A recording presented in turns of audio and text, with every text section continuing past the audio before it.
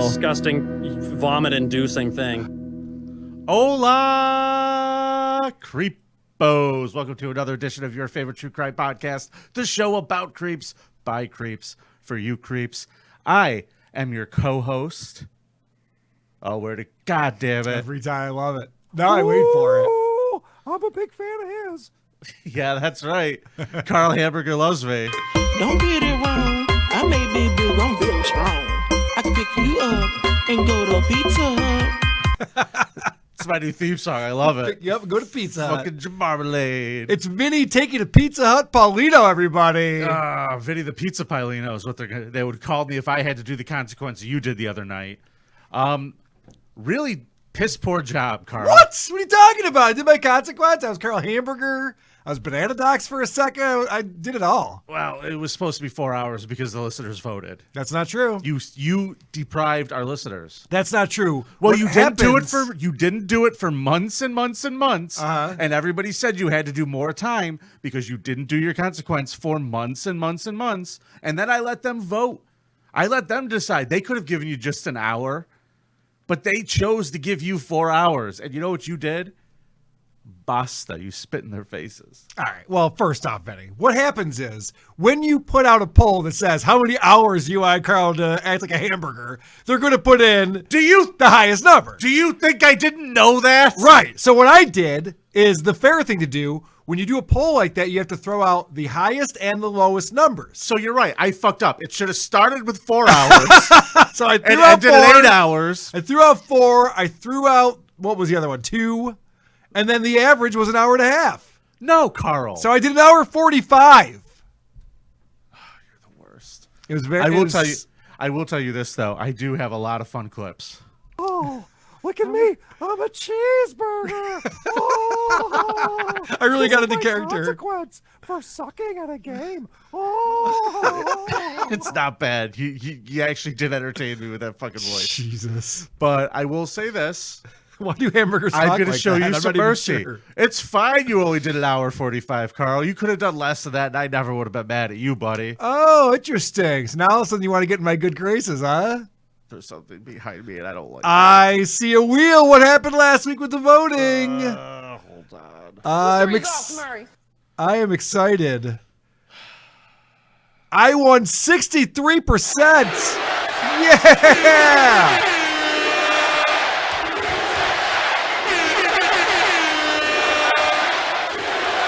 Take that, you commie bastard. I win this round 5-1. Did you just call me a communist for some reason? Yeah. What I just won. Do I look Canadian to you, I sir? just won 5-1. No, you definitely look American to me. You couldn't look more American. That means that this means 3 things. Tucker Dixon's plan did not work. Ha ha, Tucker Dixon. Well, there we can agree. It also means Way to go, Tucker. Good job. I'm finally back in our Patreon money. Yep. That's good news. So next month you'll get paid. I'll be swimming through the coins like Scrooge McDuck. I'm looking forward to that. And then lastly, it means, I don't know how the people at the Papa John's are going to survive. lastly, it means that you'll be spinning the wheel of consequences today because I win this round. And it's your turn to spin the wheel of consequences. When was the last time you had to spin the wheel of consequences? I mean, you had to do that that one consequence. It's been but a while. It wasn't And even frankly, because I won. you haven't had dinner with Heather W. yet, so I should just true. refuse. That's but true. I I'm do need a to get good on sport, and I play the game. Well, Heather W. put her name out there, and then she disappeared. Yeah. We haven't heard from her, so I don't know what the deal is. Maybe she can't find Rumble. I don't know. I'm going to put money on that. She wouldn't be the only person. Yeah, it wouldn't be the first time someone just up and moved on her. She just walked into an empty apartment and was like, where'd everybody go? Is that what I was saying? But Yeah, but it's happened to her before. So this is a game, the Creep Off, where Vinny and I compete for votes. We each pick the biggest creep in different categories. We present our case, and then you go to our website, thecreepoff.com, and you vote for who you thought brought the biggest creep. And when one of us reaches 5 wins, the other one loses. That's to spin the wheel of consequences, which we'll do at the end of the show today. We'll find out what Vinny has to do for his consequence in this romping. I'm going to do better. I will do better is what I'm going to do. Let's not forget, on that wheel is the other person has to spin So anything can happen today, folks. Anything can happen. Just a strategically placed quarter taped to the back of the wheel. Yeah, I'm going to check the weighting on that. If that thing spins awkwardly, we'll be checking that out. It just stops quickly. It stops on a dime. Literally. Vinny, did you just push a button? All right. So, Carl, we are starting off. This is a brand new round, which means that I think this is a good thing to do. Whenever we start a new round, we should start out on a wild card. Just for fucking fun. Sure. I like wild card. Yeah, I know because you do. honestly, I think you and I both go extra fucking hard when it's a wild card round. Well, right. The gloves are off with wild card rounds. I mean, you really get out of your element. You pick people like Fauci and Joe Biden and whatever Cuomo brother you happen to be railing about at your house. I have had some landscape victories. Not with Chris Cuomo, unfortunately. But his brother definitely helped me out quite a bit. Really boring. All right. Oh, boy. That's Can't all I wait have to to hear say how many about that. drops you have from that. That should be fun. Oh. It should be fun. Are you ready to get this thing started? Ring that bell. All right, I am the winner, so I will go first in this wild card edition of the Creep Off. Carl's gonna go first. And I have chosen a man. You're familiar with this guy. His name is Leonard Lake. Leonard Lake is a creep. Leonard Lake is a problem. And he made a friend. He made a friend who was born in Hong Kong, came over to the U.S. on a visa. Charles Ng. Yes. Charles And, Ng. Charles Ng and Leonard Lake, they really got up to it. I'm gonna back call in- him. I'm gonna go as far as to call him a gruesome twosome. That's a pretty good way to describe these two. Let's go back in time, 1984 to 1985, I'm going to San fix your Francisco. camera because you're driving me crazy. Go ahead. Why? What's going on? What's wrong with my camera? What did I do? Nothing. You're fine. It's just where you were sitting. You were just over just a little too much. Oh, gosh. You have OCD. You have OCD, don't you? When you get a pizza pie, does it have to be perfectly symmetrical? Like the sausage on one side is look the same as the sausage on the other side? You use And the meatballs? an equal amount of blueberries Yeah. in each muffin. Do you know how much time that's going to take? An equal amount. All right. Carl, all I'm saying is that if your hideous face is not directly in the center of that Yeah. little square, I get uncomfortable. I can tell. All right, cool. So let's go through and talk about 1984 Kill you. and 1985 with this first I clip. hate you. In just 11 months between July 1984 and June 1985, friends, neighbors, and entire families, women, men, and children, vanished without a trace. In that time, 11 innocent people were later proved to have been kidnapped and killed. Many were also tortured and raped by the serial killing pair Leonard Lake and Charles Ng. I really love that guy whenever you bring clips in from that guy because he Yeah. sounds like the creepy documentary Robin Leach. Yes, right. He really does. He's like, and they found their fortunes in the garden outside of Leonard Lake's summer home. Lifestyles of the depraved and infamous. Lifestyles of the shitty and infamous. Yes. All right. So how do you kidnap people? Back in the 80s, there was no internet. So how do you find your victims? I think back then it Back was just then. ice cream worked. Well, no. What you did was there was a thing called the newspaper. And in the newspaper, you could take out, I'm going to sound like Don Lepre, tiny classified ads that would make you $35 to $40 in one newspaper could be spread over thousands of newspapers. What making if I you- told you could get 11 sex slaves From with your one newspaper ad? one-bedroom apartment, I was pulling in 11 sex slaves on a weekly basis. I was murdering them. I was torturing them. And yes, it was fun. All right, this is how they were doing it, through answering ads in the newspaper. They would answer an ad in a paper. Usually the ad was for some merchandise that they needed. They would kidnap whoever was selling the merchandise, take the merchandise, use the woman for their sexual pleasure. They would make her a slave, and whoever the man was that was with her would be summarily killed. All right, so they got the goods. They I'd be like, mister, take the pussy. What did I do? Yeah, they made sure to get whatever equipment they wanted to purchase, but they also got it for free. And they got a sex slave through that too. Now, did Leonard Lake ever have a chance? I don't know. His parents split up when he was very young. When he was 6 years old, he went to go live with his grandparents, and that probably wasn't the best environment for a young, impressionable boy. Age 6, Lake's parents separated, and he and his siblings were sent to live with their grandparents. There, his grandmother allegedly encouraged some lewd behavior. He, as a boy, had been encouraged by his grandmother to take naked pictures of his sisters. And I think that this gave him this fixation that meant that he was always, to some extent, wanted to manipulate women. His grandmother wanted him to take naked photos of his sisters when he was 6. Wouldn't it be great if his grandmother was just completely senile? And she was just like, I mean, listen, when you were a little baby Carl Hamburger, did your parents ever take a naked picture of you in the tub? Probably. Yeah, that was a thing that people used to do back in the day. It was a thing. You're right.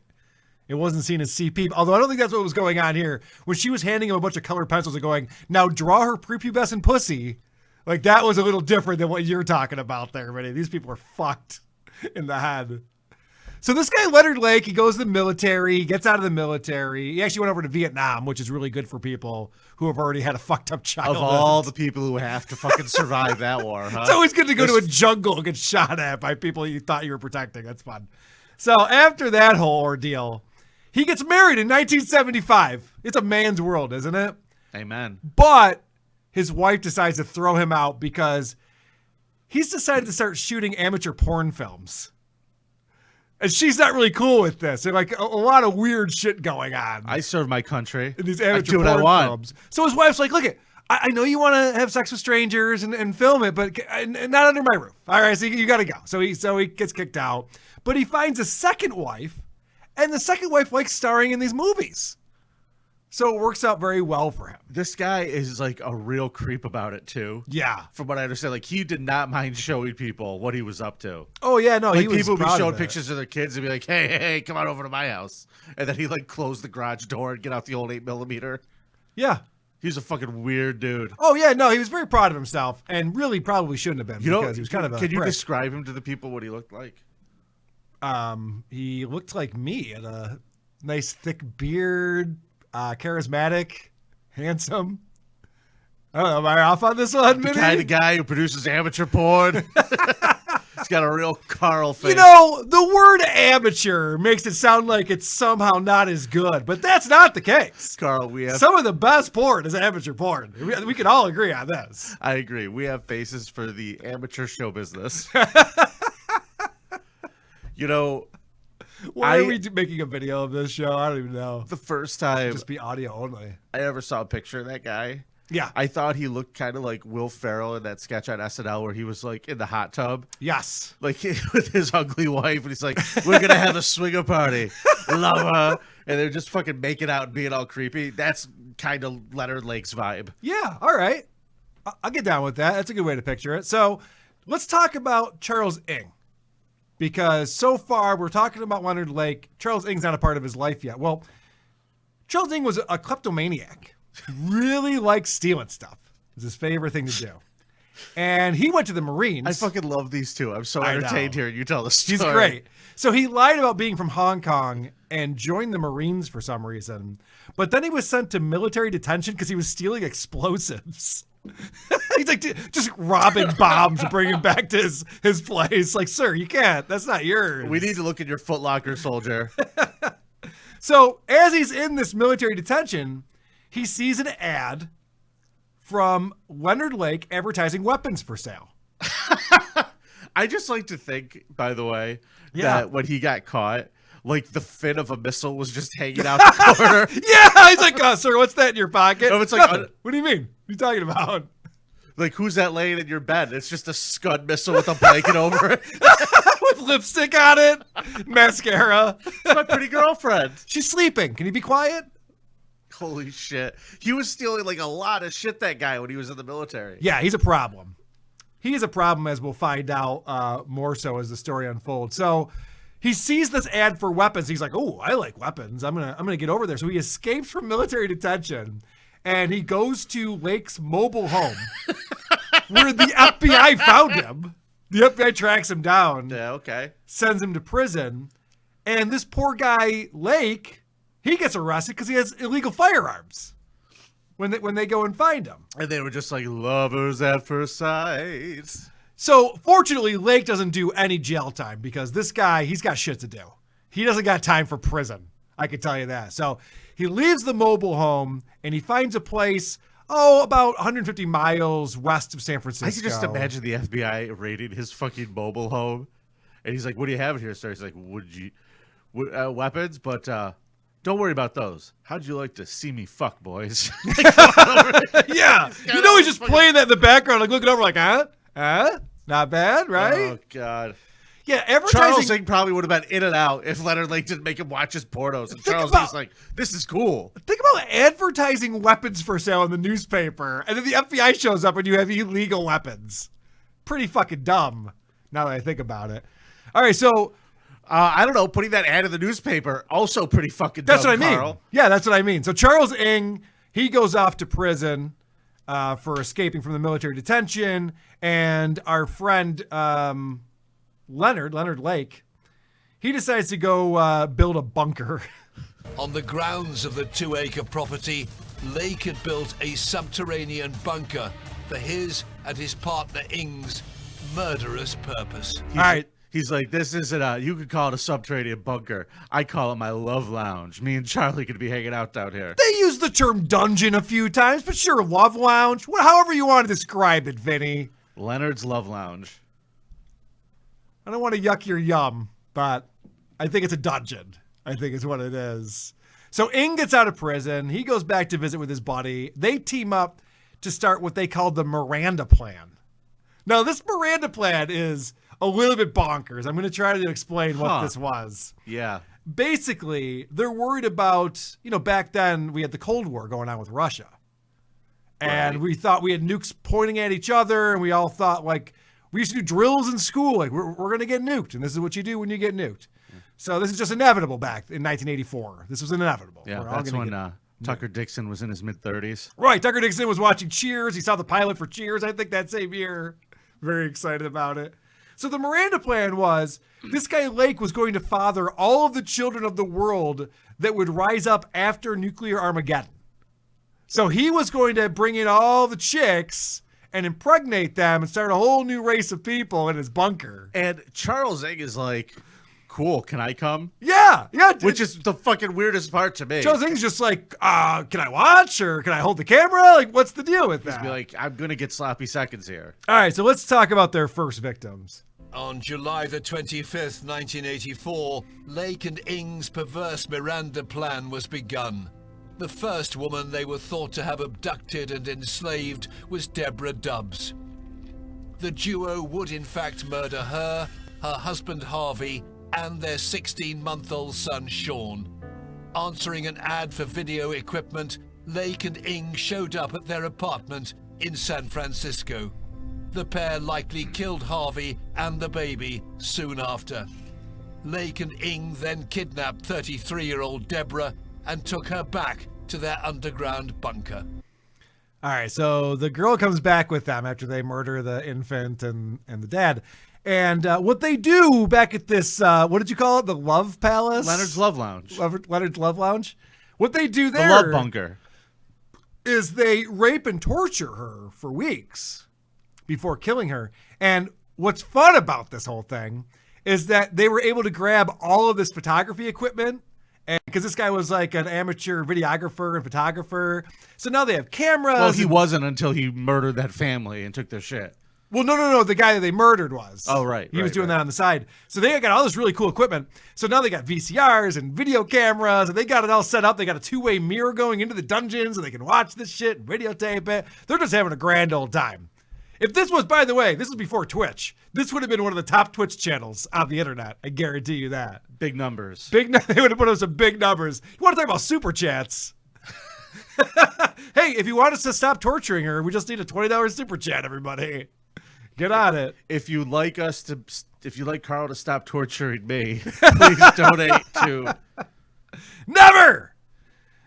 So it wasn't just that they were answering ads and stealing the equipment, murdering people, and raping them.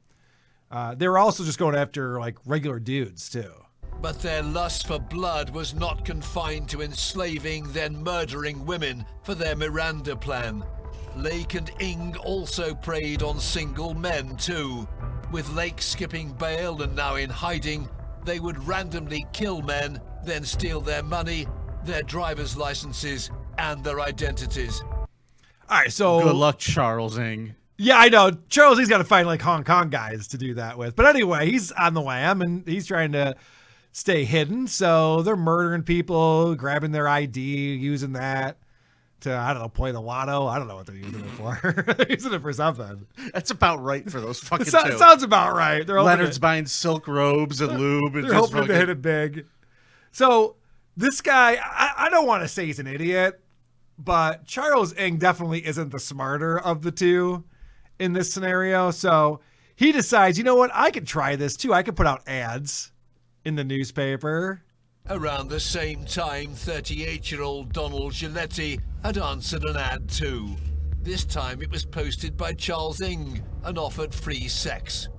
The San Francisco DJ responded, and he was later found murdered in his own home. Wait, you're saying an ad for free sex didn't work out the way you had hoped? No shit, Sherlock! No shit! Who answers an ad for free sex and thinks that's going to go well? What That's a really dumb. stupid idiot. Yep. I just fucking think that a free sex ad in a newspaper is the lowest you could possibly sell yourself for, I think. Especially, I mean, even in San Francisco, where I'm sure this goes on all the time. Yeah. But this is like the beginning of the AIDS epidemic, too. Nothing seems right about this. You got someone to fall for it. So this is something else they did that was really fucked up, because I mentioned that a lot of times they would abduct, they would kidnap families. They'd murder the kids and the dad, and then they'd keep the mom around as like a sex slave for a while. And this is just brutal. One of the things that they did that is extraordinary is before killing a woman, if the woman had connections, she had a job, she had a husband, they would have the woman in her own hand write a letter saying she was going away, taking a job in another city and wouldn't be coming back. And they sent it to the employer, the friend, the husband, so that they wouldn't know that she was actually missing and dead. This is the kind of careful planning that they did. Can I point out, if women were more responsible, this would not work. No one would think for a second just a letter means, hey, by the way, I'm starting a new life. Bye. Don't look for me. See ya. Oh, no. The fact that they're like, yep, sounds like something a woman would do. Oh, she just quit her job with a letter. She left her family with a letter. Yep. Sounds about right. Oh, Sally. So that's got to suck, right? Writing that letter down. You're like, oh, you're going to murder me, aren't you? Like, yeah, obviously we are. Keep writing there, tits. That's not a fun letter to have to write, if you ask me. Tell her you're leaving your family for a man with a huge penis. Yeah, write huge, larger, all caps. Try again. I want you to really mean it this time. All right, so these guys get busted, and they get busted in the funniest way possible. Charles Ing steals a vice grip from a lumber store. Because he just can't help himself. He just loves stealing shit. You put him in a store, he's just like, I'm going to steal something. We have the money, Charles. So, sure enough. This is why I have to repopulate the world and not yeah, you, right. Charles. You're fucking us up. So, sure enough, the police get involved. Charles Ing flees the scene, but they grab Lake. And Lake, they find in his car, has a silencer on his gun. Oh, that's his boy. Oh, boy. Oh, boy. So they capture Lake, and they bring him in for questioning. Lake is prepared for this scenario, Vinny. What investigators did not know yet was that Lake had acted before his awful secret was discovered. He did not want to go to the electric chair, and so Lake took the precaution of providing for himself cyanide pills in case he was ever captured, which he sewed into his jacket. It's clear that Leonard Lake knew that he would kill himself when he got caught. This guy's prepared. He had morning after pills. He had cyanide pills. Whatever happened that day, he was ready for it. He had a sleeve full of dildos, too, ready to go. This Smart fucking guy. weirdo. So this guy gets brought in for questioning and just kills himself. And they're like, oh, Shit. They come back into the interrogation room. I'm going to get some coffee and a Coke. Would you like anything? Now's Mr. no Lake? time to nap. Mr. Lake, what are you doing? So they go to his bunker and they find a lot of crazy shit going on there. Obviously, there were 11 or 12 bodies that they found in shallow graves buried on the property. And it was hard to tell how many people because they did a lot with these bodies when they were done with them. Yeah. They definitely shot people. They also, in addition to burying a lot of the bodies, they chopped them up and put them in piles and burned them. One of the things that the detectives up in Calaveras were finding a lot of were little small bone chips that had previously been burned. I believe they had a big bonfire. So in some of the cases, it's hard to definitely determine what the exact cause of death was.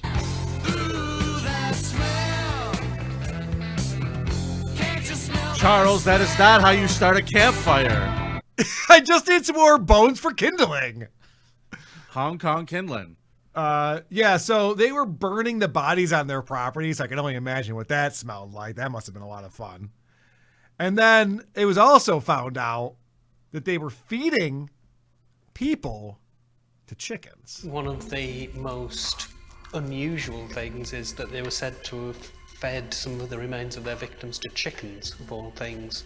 And that What the fuck else are you going to do with a 16-month-old? And that, Vinnie Paulino, is the secret to the Chick-fil-A sandwich. You didn't know this. I'm breaking it right here, right now. Those chickens are fed human flesh, and that's why it's so amazing. The sandwiches, you think it's the mayonnaise. It's not the mayonnaise. It's the chicken itself. Interesting. And he's like, should we go to Chick-fil-A right now? I got What are you doing DoorDash after on my this? phone. It'll probably be here by the time we're done with the show. So, all right. So now we know that our friend Lake has killed himself, but this guy, Ing, is on the run. He actually makes it up to Canada somehow. He makes it across the border, and he's living in Calgary. Ing on the run. It sounds like you censored a very naughty word when you said it like that.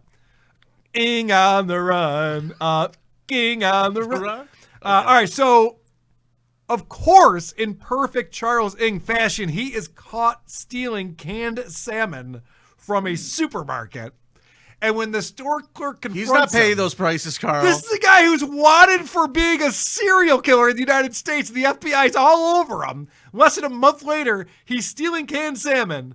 And as the store clerks come up to him, he shoots one of them. So now he's in trouble in Canada. And he's been a naughty boy in 2 countries now. Charles. This never would have happened if Leonard was here. Yeah. So what happened was Charles was stalling as much as possible because he had to go through the Canadian court system for shooting that clerk and stealing salmon. So there was that whole rigmarole, and then they finally brought him into the United States, and he was given the death penalty in 1998. He's still alive because we move very slowly in this country. But thankfully, Charles Ing has been brought to justice. And then they found out after the fact that even before Leonard Lake met up with Charles Ing, he was probably up to no good. Acting alone, Lake likely murdered his brother in early 1983. Donald Lake had disappeared in April of that year.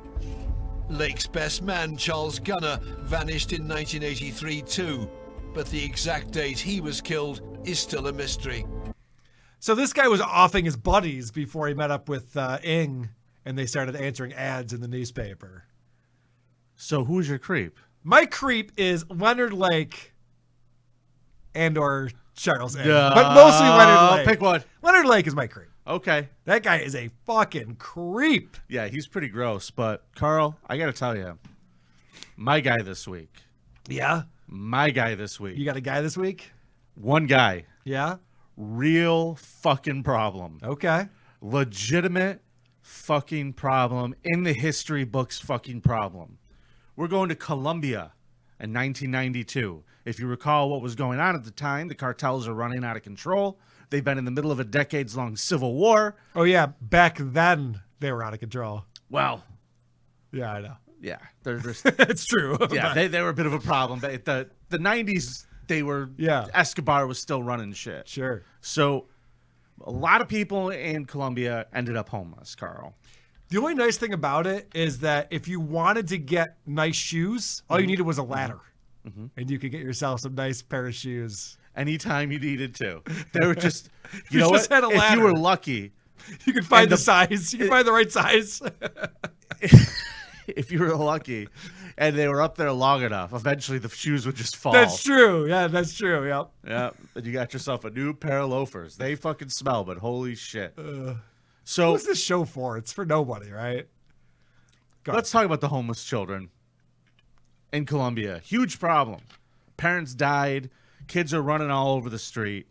In the middle of this is where my creep grew up. His name is Luis Garavito.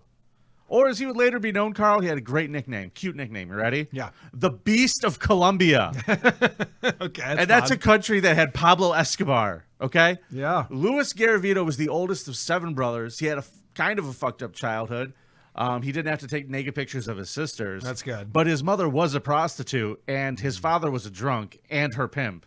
Alcohol is bad. You shouldn't drink alcohol. So he abused the mother quite a bit, and the siblings. And it was not long until he was enlisted in the family business, so to speak. Okay. Not to be a pimp, though. Like one day, some guy's just fucking his mother in front of him, and is like, "Hey, can you throw that one in here for me?" And Dad was like, "Get in there, son. It'll be an extra 50, whatever the fuck it is." The dad started pimping out his kid. To fuck his mom, though? To get fucked by these guys who are fucking his mom. Oh, okay. So he's double tagging dudes with his mom. Ugh. I don't know if that's true. That may be made I know, I was going to say. But yeah, his father pimped him out. You're turning this into some weird ass-to-mouth thing that I don't even want to know about. Well, either way, he got pimped out as a kid. And then he started acting out sexually, and he started violently raping his little brothers. Jesus Christ. Yeah. Not a good thing. No. I don't know if his father was upset because he wasn't paying to fuck his brothers, but That is a problem. yeah, he got thrown out, Carl. Those aren't good customers. At age 16, he's left to fend himself. He starts working as a store clerk, and he took to the streets to become a vendor who sold prayer cards and religious icons. Oh, good.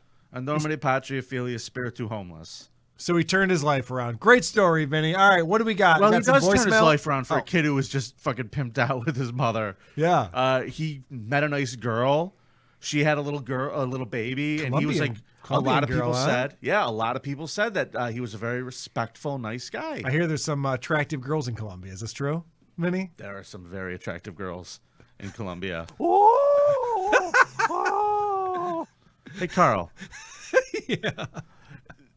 God damn you. You're probably wondering why I'm bringing this guy as my creep. Well, he kind of, in 1992, started a little habit.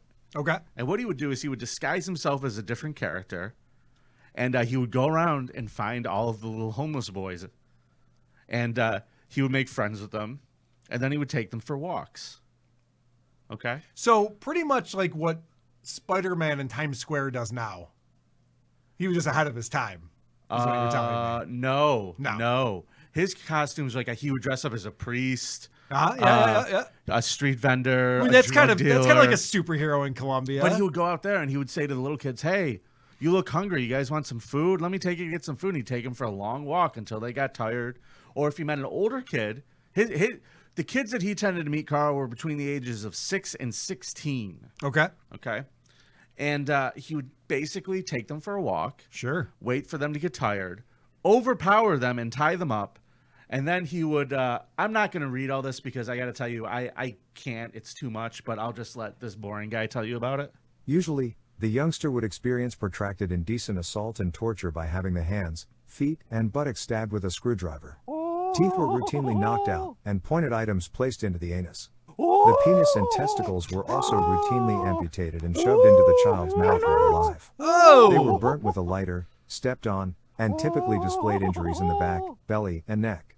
Sometimes, they were indecently molested while their guts flowed out.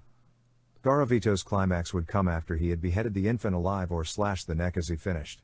Necrophilia with the victim's corpse was also occasionally engaged in the murders.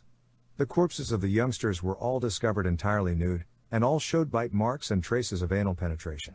Packets of lubricant were found near the bodies, along with empty bottles of the cheapest brandy in Colombia. That's gross. Yeah, Carl.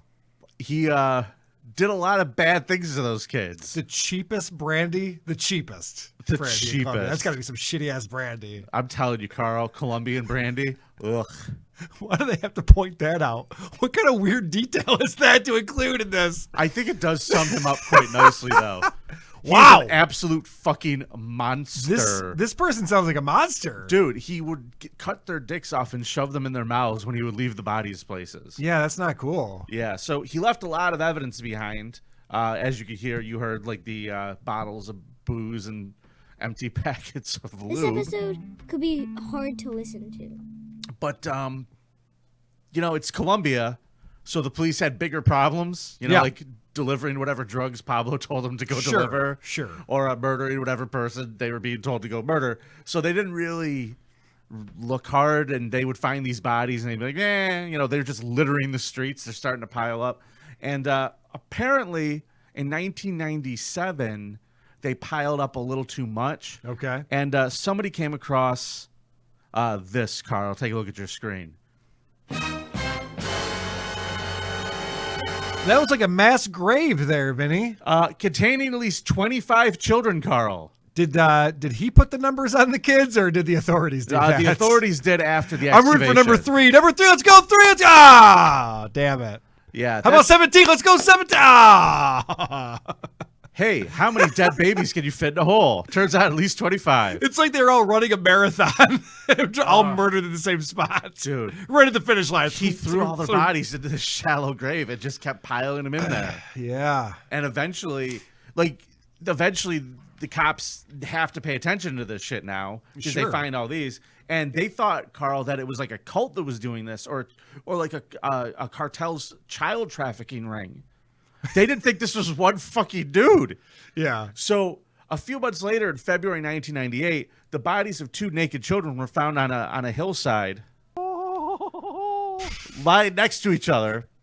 And a few feet away from another body was found. So they found 3 bodies in this one little area. All of them had their hands bound and their throats slashed. The murder weapon was also found nearby. Lube empties, a pair of glasses. And that's the way the news goes.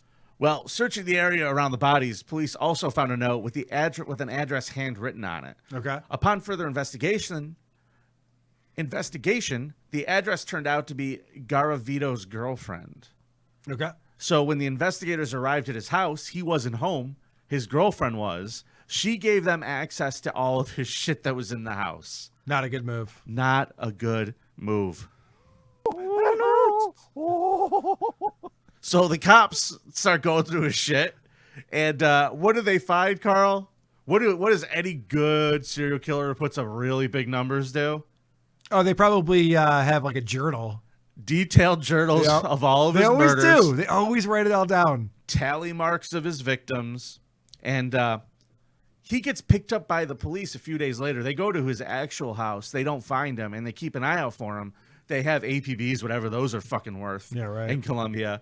But he gets arrested a few days later on an unrelated charge of attempted rape against a boy.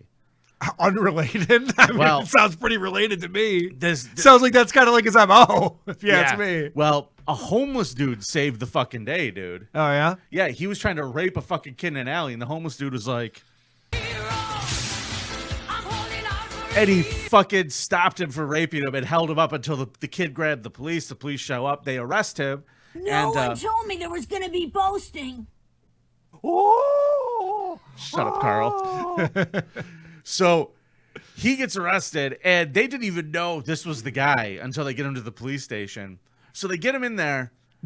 Hey, there's been someone who's been raping a lot of kids around here. We just caught you raping a kid. Are you possibly that guy? Well, they put his name into the shit, and they realized there was an APB out for him. Yeah. But this guy's dressed up in whatever fucking getup he's out. He's either a priest, he's fucking dressed as a homeless guy. He's putting on fucking costumes to go do this. And he's going to other towns. He's like Roger the Alien from American Dad. He's just putting on a different persona every episode. He is exactly Roger the Alien. Exactly correct. And he's going out and just like one day Put he's on a a pretty blonde lady. wig. He's like a surfer dude one day. Hey kids, Hey, you want some surf's up. candy? Who wants to do something radical with me today, huh? Hey, you know it'd be cool if we went for a walk. Yeah. Hey, how about we hang 10? That's taking 10 of your fingers off your hand and hanging it up on a clothesline. Putting them in your asshole with the screwdriver. So, Carl, the grand total of children that they were able to charge him with killing. Yeah. 172 kids. 172? That's impressive work even by Columbia standards. Think you could get away with that without having legal ramifications? You're out of your fucking mind. It's a good point, John. Yeah. You know what? Stunt show's making some sense all of a sudden. So that is against the law. Yeah. He to confessed. rape and murder 172 children. Those glasses were traced back to him. They had him. He was fucking done. Sure. So now let's talk about Columbia law. Oh, yeah. I'm saying it's illegal. I don't even know. What do I know if it's illegal or not? How much would you like to guess you would be put into a Colombian prison for being found guilty of a murder, Carl? Well, I think you're talking about first degree? Sure. First degree murder? Yeah. That's got to be at least a couple weeks, right? Well, Carl, the answer is 12 years. Okay. All right. 12 years per murder. So this guy is found guilty of 138 of the 178 or 72 accounts that he was sentenced to. Okay. So that times 12 is like 1,853 years. Oh, okay. That's a long time. And 9 days. And 9 days. The lengthiest sentence in Colombian history. Now, however, Carl, this is the rub. Okay. The Colombian law limits imprisonment to 40 years. Interesting.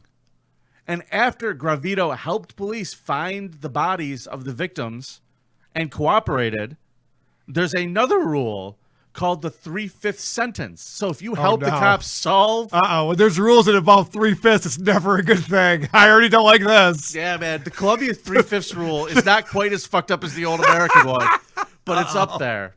Ruh-roh. It's not good. What's this? So if he maintains his good behavior, he's eligible for parole in 2023. Well, that's retarded. That's not a good thing. This motherfucker's That's gonna next get year. it out. And not only that, Carl, you ready for this shit? Yeah. You're gonna like this though. You're gonna be impressed. Apparently, in prison, he's very respectful of the guards. Sure. He's very well behaved. They keep him away from the other prisoners. Well, he likes to because fuck children. not Oh, does adults. he? Oh, does Yeah. he? He doesn't find adults attractive. Yeah. But he only takes food and drinks given to him by the staff. And Smart. And I'm going to tell you right now what a fucking monster this man is. Okay. And this is going to seal the deal for me. Vote for Vinnie. It's very simple. He is in prison studying to be a politician. What? He wants to get out of prison and start his career in activism. All right, so here's a question for you. You have Kamala Harris versus this guy. Who you voting for? Louis Garavito. I mean, I'd have to think about it. I mean, he's running for president of Colombia. I mean, I guess he could probably run. I mean, whatever. What's going to change? Yeah. Okay, it's fine. Let him go. Let him go. But he hopes to start his career in activism and helping abuse children.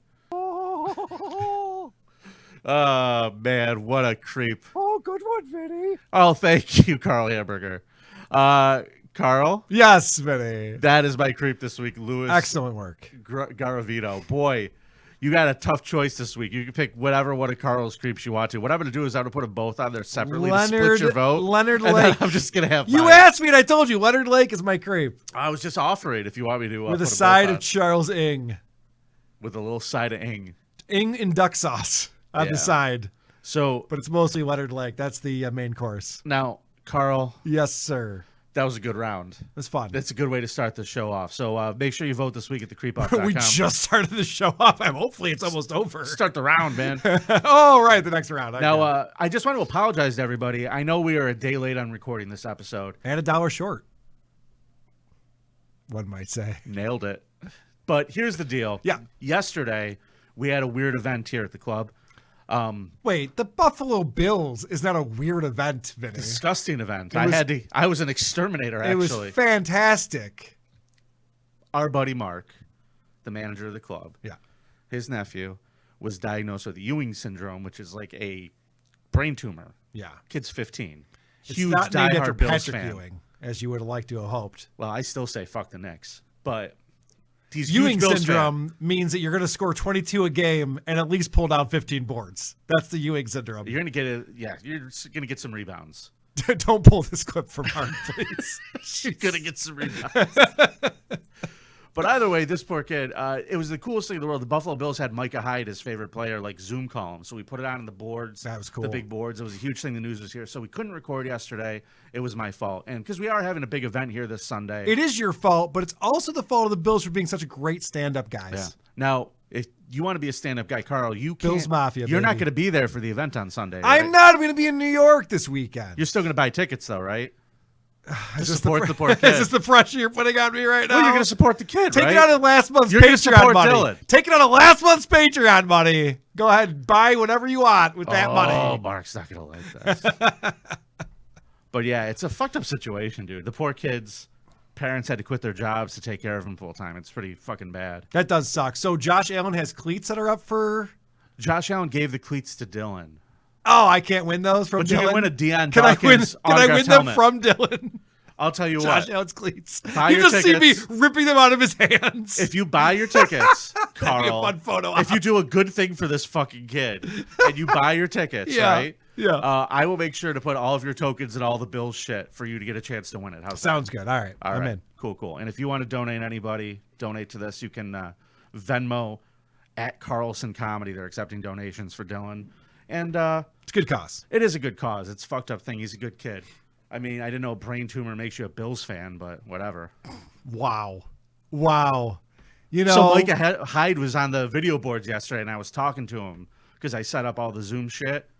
And I was like, so how are you going to cover Tyreek Hill and Jalen Waddle this year? Did you ask him that? And he was like, I don't think I can, man. He's like, I think I'm going to have a pulled hamstring all season. At least when we play the Dolphins. That's what he said. Right. So you didn't actually ask him that. I don't know who's going to throw the football that far down the field. I don't even know if Hyde needs to suit up that game. You don't need to.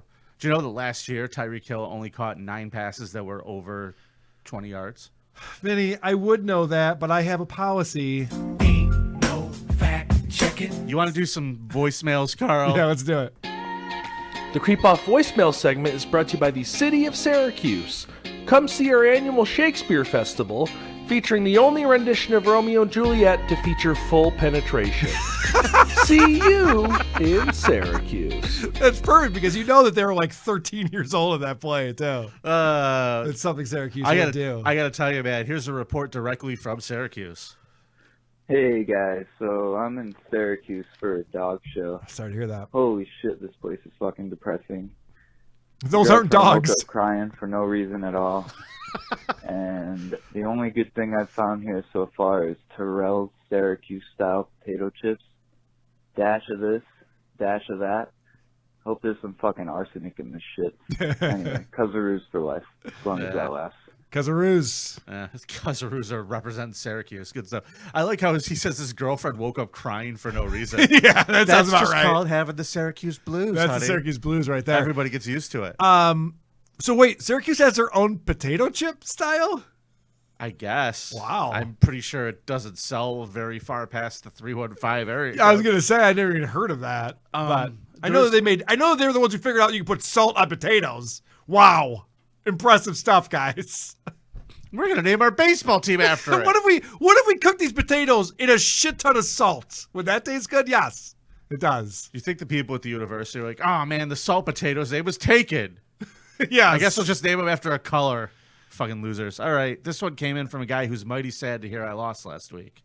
This is Papa John. This is how I talk. Vinny, I thought you brought in a great creep, as you always do. I'm a big member of the Vianon clan. Lame. I vote for your creeps every week. I also just want to give a shout-out to the Rochester area. Some my stores have been posting record profits ever since Vinny has been getting all of the Patreon money. I'm going to be going to the roast, and I'm actually going to be expanding my franchises there because I cannot keep up with the demand. Ever since he's been getting that Patreon money, its business has been gangbusters. So, love you guys. Bye. Sorry to inform you, sir. You're out of luck. I want to thank Papa John for not dropping an N-bomb during that voicemail. We appreciate that, sir. Thank this you. wasn't a business call. Yeah. This wasn't a business call. He wasn't on the line with investors. I think Shaq was on that call for some reason. All right. I have, oh, God. Oh, I'm sorry. This one. In celebration of Carl's epic win over Vinnie Peacups, it's time to play the new favorite game of Americans. What smells worse? What? A, in between Vinnie's double chins. Oof. B, in between the rolls of his neck fat. Ugh. C, underneath his bitch tits. Oh. D, underneath his gunt. Or E, his from under cheese. Oh, God. This is very disrespectful. Yes. Oh, God. I can't even venture a guess, sir. Sir, I am the cleanest fat man you're ever going to meet. I have an unlimited subscription to Delta Sonic Car Wash, and I walk through every goddamn morning. Remind me to ask. And I go and get my coffee. Is your wife going to be at the roast? Fuck no. Come on. I want to ask her which is the smelliest body part on you. Remind me about that voicemail. I'm going to guess she has an answer. In September. I'm going to guess she has an answer. All right, I got a couple of voicemails here. All right, go ahead. Hi, Carl. This is Nick Bate. I'm calling you from prison, and this is definitely how I talk. I'm horrified that you didn't include my doggy disco in your covers. So here we go. Here's my oh, great. Okay. New song. Doggy disco. Nick Bate. Let's hear it. Do the doggy disco. All right. Do the doggy disco, and you'll be feeling all right tonight.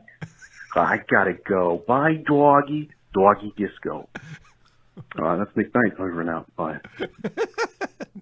Nick Bate is channeling Opie for some reason. I'm very confused on that one. That was pretty good. Good stuff. That's good stuff. You got another one? Yeah, I got one more here. Hey, this is for the creep off. This is the day labor suggestion guy. Oh, right. I was going through the backlog on WATP, and I was just genuinely curious, why hasn't Gallagher been Hall of Famed for forcing Vinnie to make him listen to his poetry in a room in shorts and a tank top? That shit killed me. Love the show, guys. Thank you. Fuck you. Bye. Did you happen to see that when we were talking about Stuttering John? He was talking to that woman, Luz, and he started doing a Stephen Wright impression, but he told a Gallagher joke. Can I guess which one?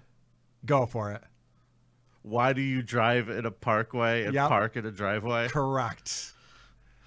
He did that. And with he said it was Stephen Wright? He said Stephen Wright said that, and I was very angry at him for mixing that up. Well, you should be angry at him. I mean, how could you be angry at a dullard? He's a simpleton. You're right. I'm not actually angry at him at all. It was actually endearing how dumb he is. If that is like lovable, it's like, no. It is. Yeah, exactly. Stephen Wright did. I was reading the dictionary the other day. Turns out the zebra did it. That's a good Stephen Wright That's a Stephen Wright joke.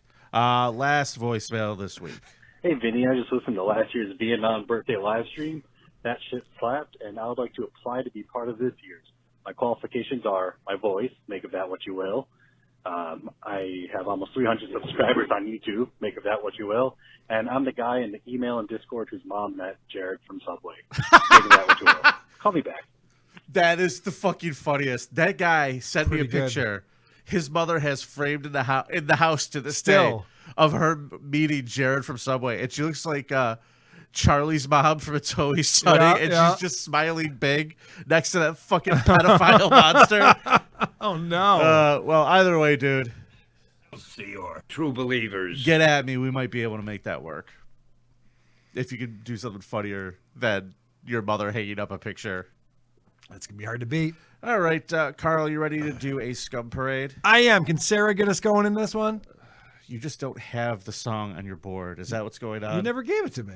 You don't have any of the songs. I have all the songs except for that one, the one that I really like. I want to hear the original one. All right, here's the original one. The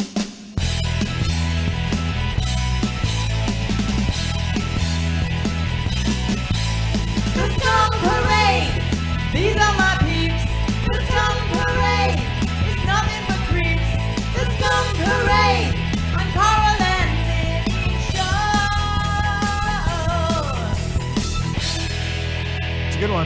That shit slaps. It does. Jenny Jingles.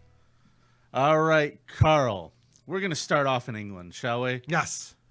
Did you read this whole story? I sure did. Did this just make you laugh your ass off? I love this guy. This guy's... I'm on his side on this one. I bet you are. Yep. All right. A retired solicitor has waged an obsessive 3-year campaign to get a refund from Premier Inn after he was forced to cut short his stay. Why was he forced to cut short his stay? Yeah. Because he was convicted of sexually abusing a choir boy and sent to prison. Oh, okay. Stuart Eager. So he prepaid for this hotel room he no longer needs. That's correct. Huh. He has been seeking the return of £107. Yeah. He says the hotel group owes him after he was forced to cancel part of his booking at short notice because, he was sent to jail. Dude, I get this, man. This isn't about the money. You can sit there and be all trivial, £107. This is about the principle of the matter. Oh, clearly. Listen, you didn't have to clean the room. You didn't have to change the sheets. I didn't need any towels those 2 nights. How am I paying full price? I'm in prison for fucking children. And they're not even charging me as much as you. Right. So Eager 73 had booked a room for 6 days at the branch in Portsmouth in May 2019 for his trial at the nearby Crown Court. Now, he was found guilty and sent to prison after just 4 days, meaning he paid for the 2 nights he didn't use. Rather than concentrating on his perhaps more pressing issues in prison, however, this was to spark an extraordinary campaign to recover the relatively small sum. Well, it says a small sum. Do you know how much candy you can buy with that kind of money, Vinny? Oh, man. Do you know how much candy he could put in his van? You might be able to get a pair of those money? slipper socks with the treads on the bottom. The story of his obsessive attempt to recover his £170 emerged at this week after Eager wrote to the Daily Telegraph outlining his complaint and hoping to solicit help in recovering the money. He thought the newspaper was going to do like shame on you. Like they were to come and do gotcha journalism. Oh, yeah, for and sure. go to the Premier Inn on behalf of this child predator. So some people like just put like something shitty on Yelp. This guy takes it to the next level and says, no. I am writing to the newspaper. I am going to tattle on these people for stealing my money. And then he goes, I would also like to leave a classified. Free sex. What the fuck? And what he wrote to the newspaper is fucking astounding. It's impressive, man. I mean, we always joke about mental gymnastics. Well, we're going on the fucking trapeze, kids. He told them that he had booked a stay at the Premier Inn for 6 nights, paid in full on his arrival. He was standing trial at the Crown Court following, quote, a false accusation dating back 30 years. He wrote, quote, I had no idea how long the trial might go on. It lasted just 4 days. And the verdict did not go my way. Juries sometimes get it wrong, you know. I was sent down for 4 years. He explained how he struggled to cancel the booking himself because he was in custody, but asked his solicitor to call. But since he's been told, he claims the company had no record of receiving the call. So your loser lawyer didn't call the hotel for you? That doesn't help. Yeah. Who's that old guy over there? Uncle Paul, with the creepy old guy stare. Uncle Paul. You know, it sounds to me... I want my money back. It sounds to me like there's some tattletales who are screwing with this guy's life. He would have had to book the hotel in the first place if it weren't for these tattletales. Hey there. How about a nickel? He said it was galling enough to serve time for a crime I had not committed without Premier Inn trying to profit from my misfortune. Eager's attempt to get sympathy fell flat, however, and instead the Telegraph's response was less than warm. You disclosed that you were found guilty of a crime but chose not to elaborate further, so I ran an internet search on you. You are a convicted pedophile. Now, more than 2 years have passed since the booking. You have accused Premier Inn of profiting at your expense, yet I can't see any real evidence that it did anything wrong. The Telegraph was bound by a convention of keeping their correspondents' identities confidential, and so only published their initials.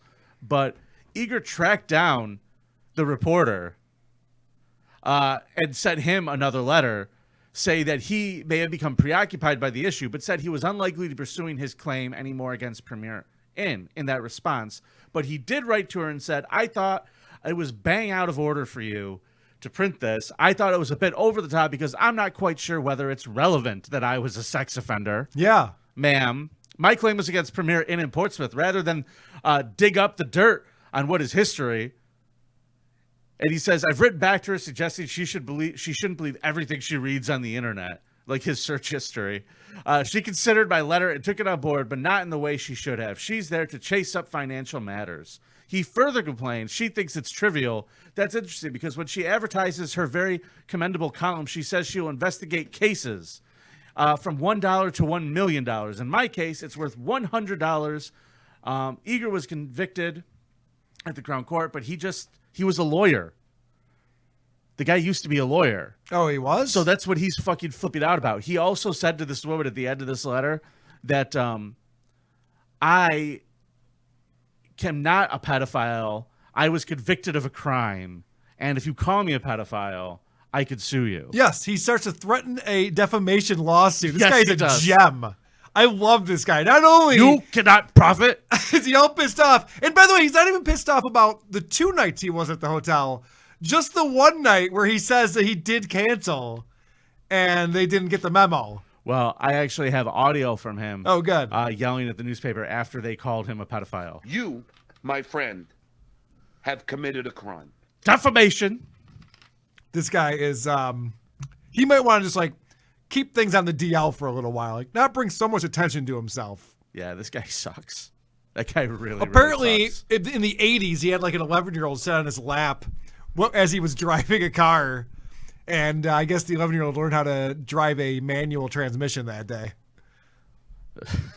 That's pretty much the long and short of the story, kids. That's it. Carl nailed it. All right. The long and girth of it. Let's come on back to our country, shall we? I'm sick and tired of trying to read these British fucking slang articles. We're going to Forsyth County, North Carolina, Carl. Okay. The Forsyth County Sheriff's Office says they've arrested a man for filming and participating in sexual acts with dogs. Oh, boy. That's not good. And a Stokes County woman has been charged with crimes against nature. Yeah. Deputies say that he received a tip that a Forsyth County man was using a phone messaging app to sell videos of himself practicing in sexual acts with dogs on Monday. Deputies say they then took the steps to verify the allegations before obtaining a search warrant on Thursday. During the search warrants, deputies say they seized 2 dogs and placed them into protective custody. The dogs are now safely in the care of the Forsyth Humane Society. Timothy Lewis Blackman, 42, was arrested on March 24th and charged with 2 counts of felony crime against nature, and he was charged with 17 additional counts of felony crime against nature. Fucking crazy. So at the end of this article, it says anyone with information. Yeah, listen. If you bought any dog fucking videos from this guy, you need to contact. Hey, this is Cletus, and I got some information about this guy. Hey, is this the Forsyth County Sheriff's Office? Well, you see, he's probably 7.5 inches long, and when he's fully erect, and boy howdy, if he can fuck a dog in the ass. Yeehaw! He sure is the dog fuckingest motherfucker. I don't know what I'm doing with my accent there. I don't know where I'm going with that. Dog fucking. So when you get arrested for fucking dogs, do you have to start over again after that, I would imagine? Because I don't know about you, Vinnie, but I don't know what Thanksgiving looks like that next year. You know, there's enough shit that I have to talk about. Like somebody listens to the creep off, and I got to explain this whole thing. But imagine someone's like, so, we heard you were arrested for dog fucking. You're like, well, yeah, I mean, I was proud of it. I was putting it on the internet. Yeah. I If thought I it were was him, good. I'd play into it. It's like, yeah, and I stuffed the turkey.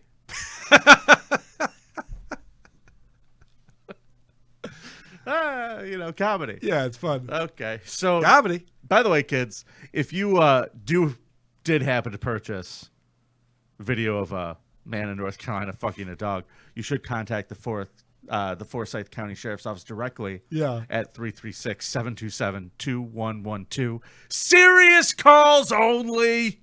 There'll be plenty of questions asked when you call that number. Trust me, plenty of questions. Carl, this next story is a little rough. Okay. A new Nevada woman is accused of attempting to smother her newborn after a home birth. Okay. Authorities said Ashley Hollingsworth, 23, was arrested after the baby was taken to Mountain View Hospital in Las Vegas. Hold on. Mountain View is a weird name for a hospital, isn't it? No. Hey, the doctors there are shit, but you won't believe the view. It's amazing. It doesn't matter which room you're in.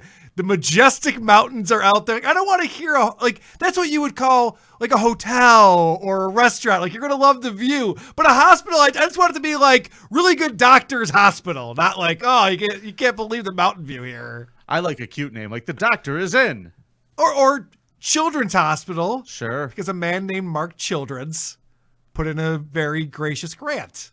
Sure. I think that a worse name would be Heaven View Hospital. 6 feet below hospital. So she was charged with suspicion of attempted murder and child abuse, according to the newspaper. Attempted murder of a newborn. You know how hard it is to not kill a newborn? This woman sucks at life. Attempted murder. And I would have gotten it too. She didn't put up a fight. Sorry. You go ahead. The baby was born at home, and she was taken to the hospital. She was born into a toilet, by the way. You saw that. Toilet baby. She's a little old toilet baby. Jesus Christ! According to the police, she had this baby at the house for more than 2 hours, where the baby had severe injuries to her head and was bleeding profusely.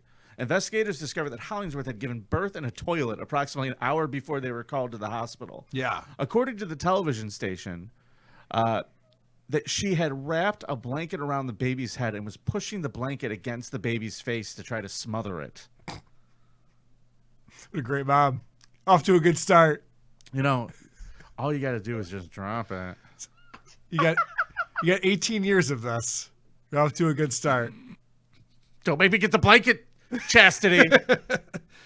You know what? I'm just going to guess this little baby girl's name was Bella, because that's what all these dummies name their kids. All I could guess is, the father's there watching her try to murder her newborn and just saying, "This is going great. Good job."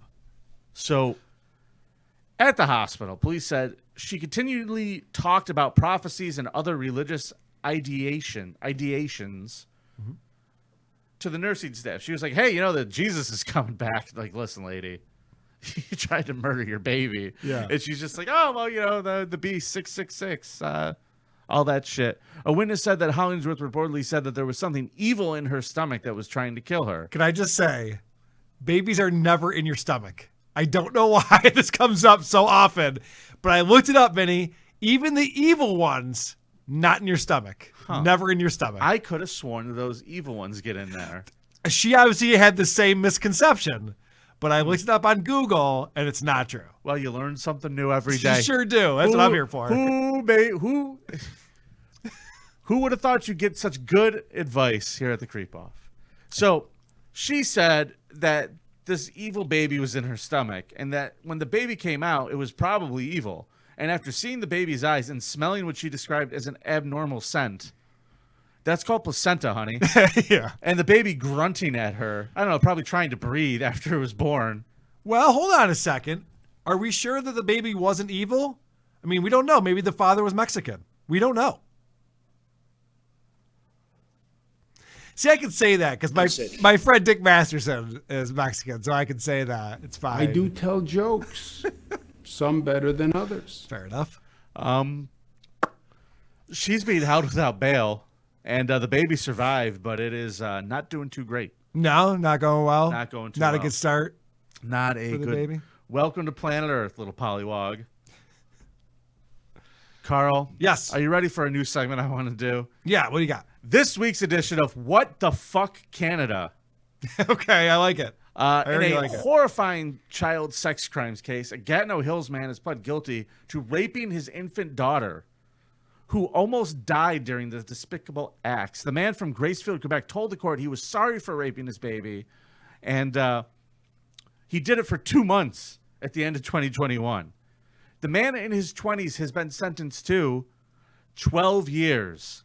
Well, it's interesting. What the fuck, It's interesting Canada? because Judge Ketanji Brown, who is obviously up for Supreme Court. She doesn't practice law. She weighed in on this, and she thought at least 3 months with parole after 30 days. Because this is horrendous. This is such a heinous crime. I think you got this wrong. This wouldn't have been her. She would have thrown the book at him, given him 12 years probation. The infant required surgery. House arrest for you, sir. But that's where okay.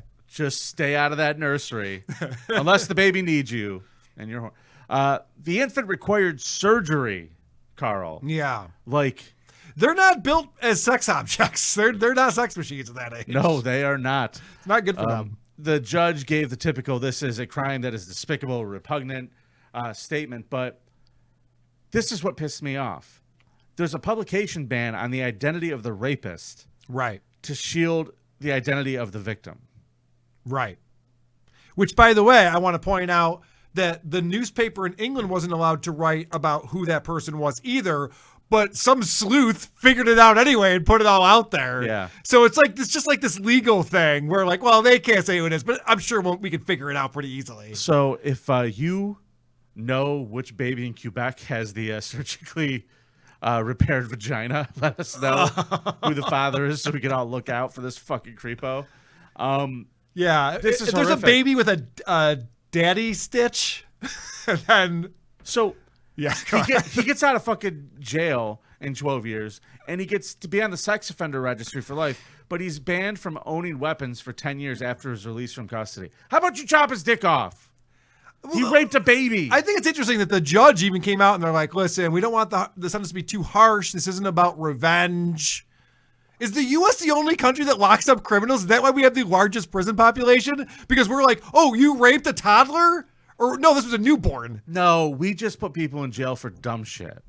Is that what it is? A lot of it's dumb shit, but this guy would not be getting 12 years in the good old U.S. of A. No, I wouldn't think so. Where's that USA chant? Let's go. I need Seriously, it. I think that where we're from, we lock this guy up. Fucking Canada, trampling old ladies in the streets. Yep. Awful place. As documented here, Canada is a hellscape. Oh, man. So I guess that's this week's. All right, let's spin that wheel. It's time to spin the wheel, Vinny. I've been staring at it this whole episode. I forgot about Actually, your fat ass has been in the way, but now I just remember that it's back there. All right, let's remind people. It's been a while since you've had to read these off. Let's remind people what is on the wheel of consequences. I imagine that we swapped something out since I did my Carl Hamburger thing. Or no. What was the last one we did? Okay, I'm going to put this over here so I can read it. I think the last one we did was Dinner with a Listener. Okay, so podcast series of The Winner's Choice is still on there. Right. Drive to Gary, Indiana is still on there. Horrible. Tom Myers Restaurant. Fuck Funny. that. Murder and Makeup video. Oh, yeah, that's a fun one, yeah. Rachel Dolezal OnlyFans. You have to subscribe for a year. Is that still going? I wonder if that's still going. I don't know, but you can pick something equally horrendous. Okay. She's great. Do something truly nice for your co-host. I love that one. No, thank you. Oh, that's the one I'm rooting for. Semenology. That's where we have to buy the autographed Semenology book. Yes. And then be seen in public photographed reading it. The 2-hour handcuffed music marathon. No fucking thank you. Oh, yeah. I haven't even thought about if you got that one, what I'd make you listen to. Interesting. Knife Edge Chops from Colin Delaney. Okay, that's the one you're rooting for. You.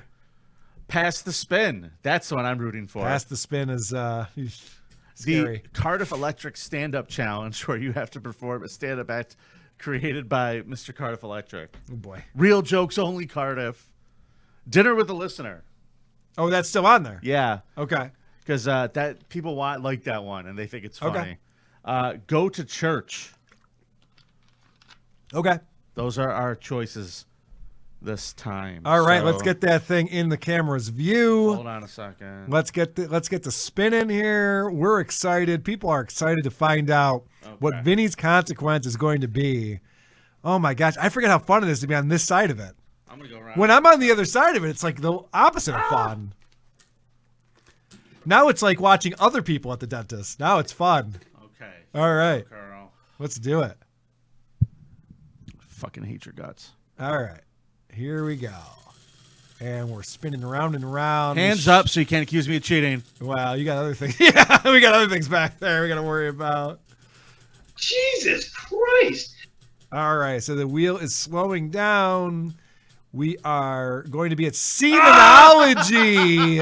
Oh, no. Semenology is a book that was written about how to make cocktails using a guy's spunk. And for some reason, this is for sale on Amazon.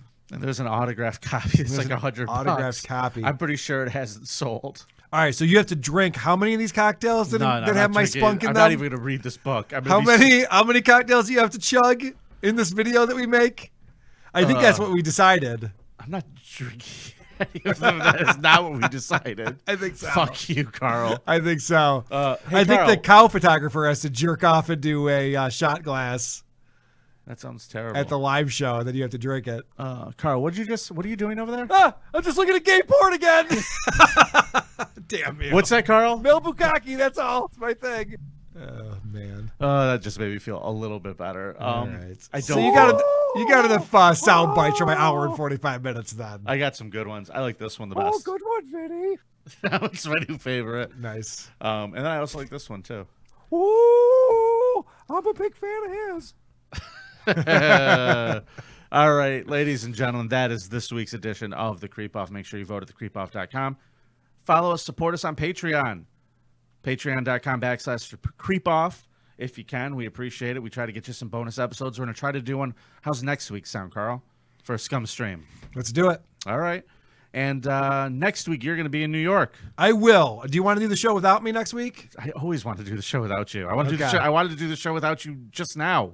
All right. Well, it's episode 108. Oh, I got to find a co-host. So we can reach out to someone who does episodes 108 and see if he wants to be on board. Maybe I already did. Yeah? Maybe I have a new co-host. We'll see what happens. Okay, cool. That won't just destroy this whole thing. Do you have a time? Is it going to be regular time, Monday at noon Eastern? I believe it's going to be 6 p.m. Eastern. 6 p.m. Eastern on Monday. 6 p.m. Eastern next Monday. Live. On Rumble, you can watch it live. Live on the Rumble, I believe, yes. I will be just getting done with the Anthony Cumia show at that time. Make sure you plug the creep off, because I'm sure you're going to remember to do that. I will, of course. Of course I will. You can't get me to shut up about the creep off. Are you kidding me? It's all I talk about, nonstop. I hate you guys. So if you want to reach out to the show, you can send us an email, thecreepoutpod@gmail.com, or you can leave us a voicemail, 585-371-8108. Make sure you rate and review. It helps us out quite a bit if you do. And we'll get to hear our good friend Dorkles read the reviews again soon, hopefully. Oh, good. So make sure you leave them reviews. And until next week, remember, it's nice to be important. It's more important to be nice. And if you want to do something nice for that Dylan kid, Venmo @Carlson Comedy. Thank you. Goodbye. Thank you. Goodbye. You're a stupid dumbass. Uh-oh, retard alert! Retard alert, class! Oh, good one, Vinny. Really boring.